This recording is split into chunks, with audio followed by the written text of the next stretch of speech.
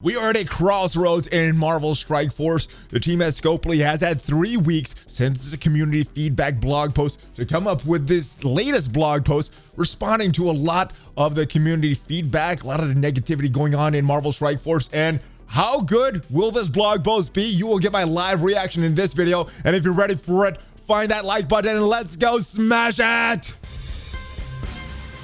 ValleyFlyin.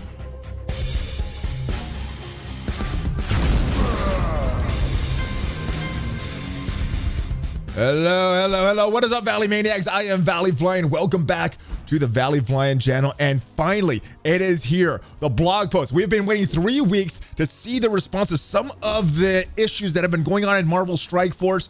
And without further ado, let's just get into it, guys. Thank you guys for being here. And if you guys like this video, make sure you hit that like button, the subscribe button, and that notification bell. But boom, here we are.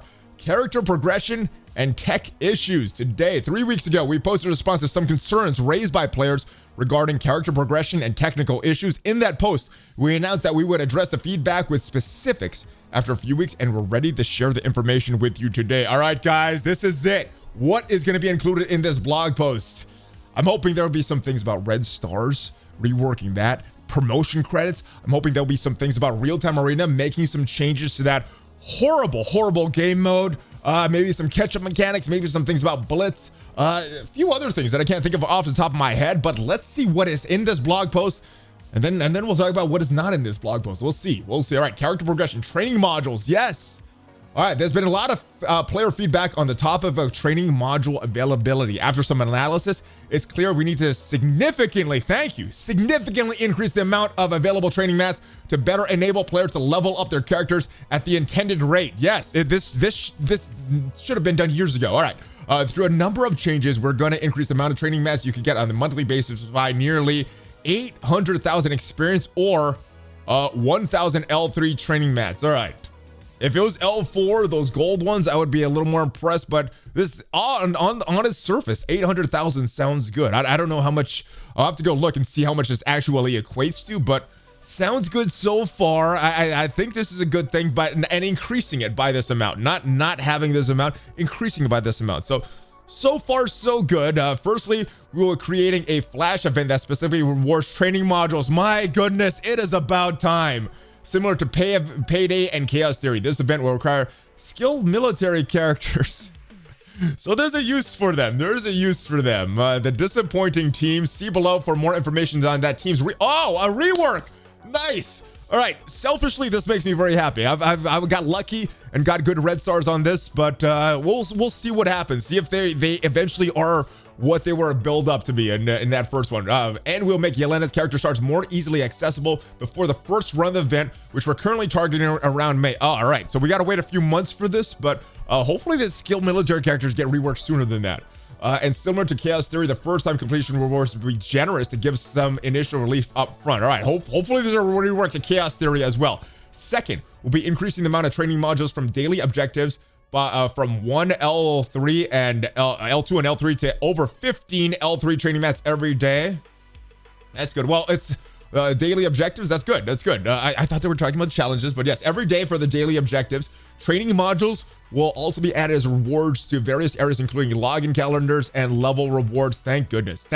First, because we know May is a couple months away, we're looking for some opportunities to provide you with some additional training modules in the meantime, which will likely include training module events, milestone, and new features. Good. This is all good. This was an issue. One of these bottlenecks. I don't know if this is totally going to remove this, but at least there's an attempt there to remove this. Hopefully by May, we get a good idea of what all these flash events and if this is still a problem. But yeah, I like this. This was a huge area of concern. Let's see if the others are addressed though, guys.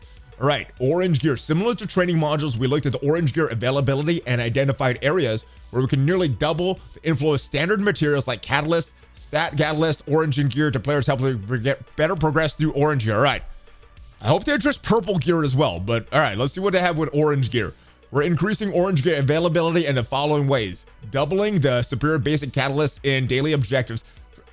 Personally, I don't know what it's like at the early stage, is mid game at this point in the game, but personally, these superior basic catalysts, I thought they were doing a good job of increasing this. I know for me personally, I have over 10,000 of these, and I'm upgrading my characters a lot for Dark Dimension 4. So I don't know if this is an issue, but I'm glad they're doing that. I'm glad it probably won't be an issue. Hopefully for you guys.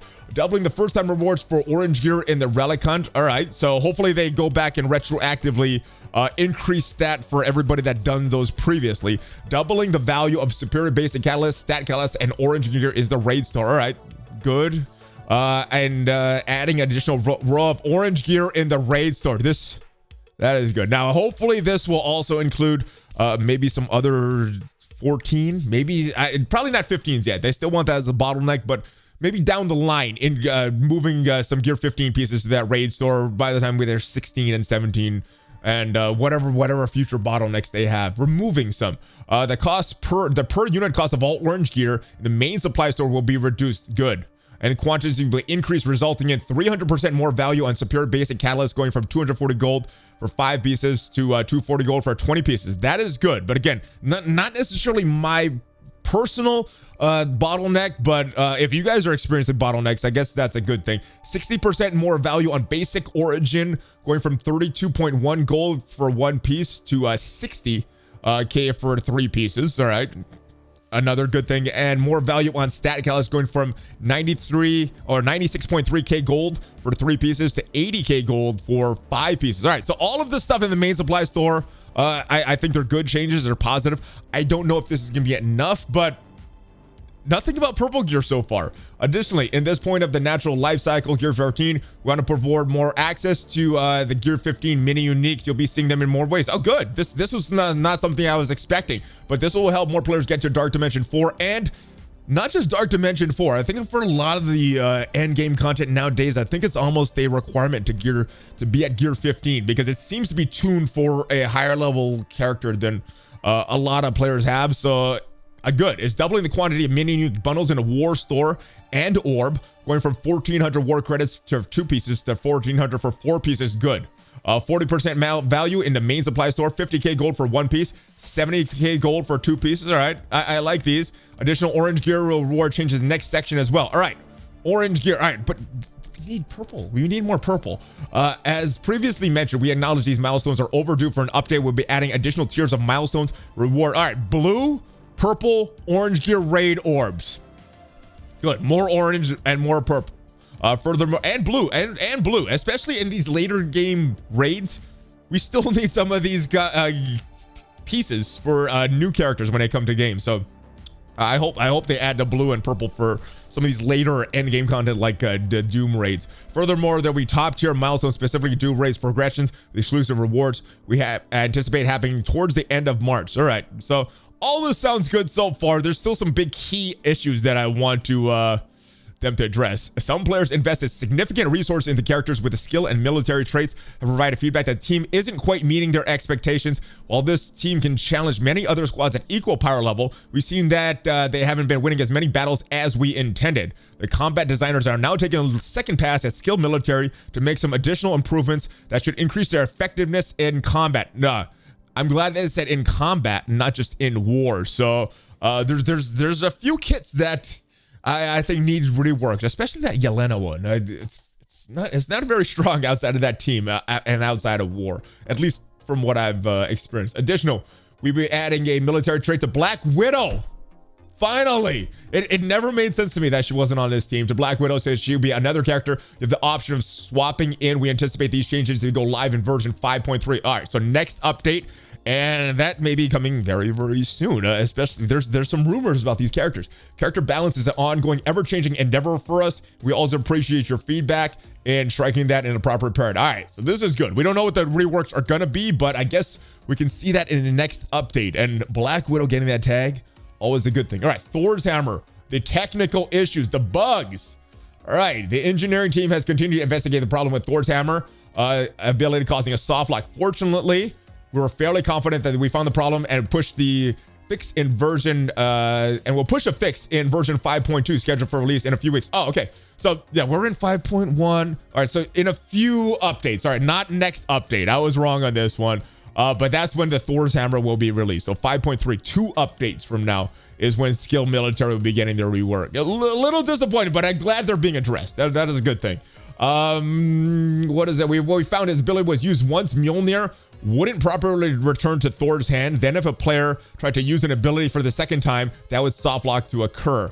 We monitor the situation to ensure the fix is working as intended. I hope they just test it a lot before they implement this in the next update. Buffs not expiring when intended. This is a big bug in war that's happening, especially with that level 5 healer class. There are currently some scenarios where positive effects for characters do not expire at the time intended. For example, a character with defense up that should expire after 1 turn, last 2 turns or longer. This will also be fixed in version 5.2. All right, so this does not specifically mention the war bug with the ISO 8 healer class, but I think this should address it if this is what I think is happening. All right, arena exploit, finally. This has been found out months ago. Actually, years ago. It not publicly, but this was brought to the devs over a year ago. And not years, over a year ago, though. And yeah, I'm glad they're finally addressing it publicly. When it comes to exploit, it's a tricky situation regarding communication. On one hand, we do not want players to know that we're aware of an exploit and we're investigating how to close the loophole. On the other, we do want players to know. Okay. On the other hand, players that didn't already know about the exploit might seek information on how to abuse it. Given the recent concern over this exploit, we feel it prudent at this time to acknowledge it and say what we're doing about it. Without going into too much details, for the aforementioned reason, there is currently an exploit that allows players to manipulate arena rankings in an unintended way. We have a fix for this going live with version 5.2. Good. All you had to say was there's arena exploit, and yes, it's going to be handled. And if you want to keep using this, be aware, but there may be some bans coming. I would have liked to go a little further with this, so people that are using this exploit right now may have incentive to stop. I would have liked to say this, but they're fixing it. It's been addressed. Hopefully the fix works. Black Panther passive ability. Regarding Black Panther's passive ability, Defender of Wakanda, he is currently not gaining speed bar when he kills a target. So this started back in December, around when ISO 8 was released. This and I believe the Thor hammer were both related to ISO 8, because that's when I think they both started happening through an assist attack. This was not intended, would be fixed in version 5.2. So it took them what, three months to fix this and address this. I'm glad. Oh my goodness, is that it? Nothing about red stars in real-time arena? Oh my goodness. This is light. This is a lot lighter than I was expecting.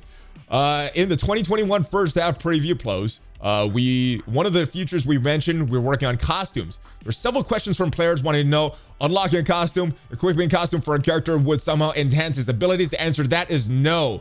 Costumes will not have a direct mechanical advantage. There is a possibility of that in the future. Costumes could unlock additional perks, but okay. There is a possibility in the future costumes could unlock additional perks. So right now, as a release, no stats, no direct mechanical advantage, but maybe in the future. But there are presently no plans to do so. So I think there was no plans to do some of the things that were talked about in the last blog post, and they happened. So who knows when those plans change? Could be next week, could be the next update. I don't know, but at least right now there's no plans for that. The intention of the system is allow players to customize the look of these characters freely, while without feeling pressured to change the costume in order to gain the edge in battle. I hope they stick to this plan. It doesn't look like there's a hardcore plan to stick to this. It looks like it's a plan now, but they are opening themselves to that in the future. So I would have liked to just say that it's no mechanical advantage. All right. The team always welcomes feedback and constructive criticism. Please know we're always listening, and the time it takes to put that feedback into Notion as ever. Thank you for being here with us on this journey. And as we know, we had that login calendar coming that we've seen a bunch of stuff for. And this is what it looks like. Thank you for playing Marvel Strike Force as a gift to show our appreciation and passion and support. So more training modules. It looks like, and if you're in a different time zone, if you're in Asia or Australia, in those time ranges, you probably already have this in your inbox. But gear 15 pieces, gear 14 pieces, training modules. This all looks good, guys. Let me know your thoughts on this blog post. I thought it was missing a lot of stuff. Nothing about red stars, nothing about real-time arena. I think the two biggest pain areas, at least for me, Not even talked about in the previous blog post, not talked about in this blog post. I guess that there's no plans to change, or they're just not willing to communicate. Very disappointing as far as that. Let me know your thoughts on this, guys. Is this, are these plans enough to give you that fun back? Because I'm not sure. I'm not sure. It looks like they're doing some good things, but I'm very, very disappointed. Cerebro, Scopley, very disappointed. Red Star's not even mentioned. Not in real-time arena, the plans for that. Because as we know, it is a crap game mode. We talked about it. We talked about it when we did our interview, Cerebro, and disappointed that it's not being addressed, except for the objectives. Nothing about the timers, which is the real problem with the update of removing what they removed in the last update. So I don't know. Is real-time arena keep getting worse and worse and worse? Or are we still not going to be able to control our roster and have no way to reliably progress it? So what appears, guys. Let me know your thoughts on this. Hopefully there's more feedback, but yeah, very, very disappointing overall. I'll see you guys next time. Give me a Hulk fist bump before you leave. Hopefully you enjoyed this video. Maybe you didn't enjoy the vlog post, but hopefully you enjoyed the video, and give the video a like. Check out some of my other ones, and I'll see you next time, guys. Hulk fist bump. Oh yeah, baby. ValleyFlyin out. Have a great weekend, guys.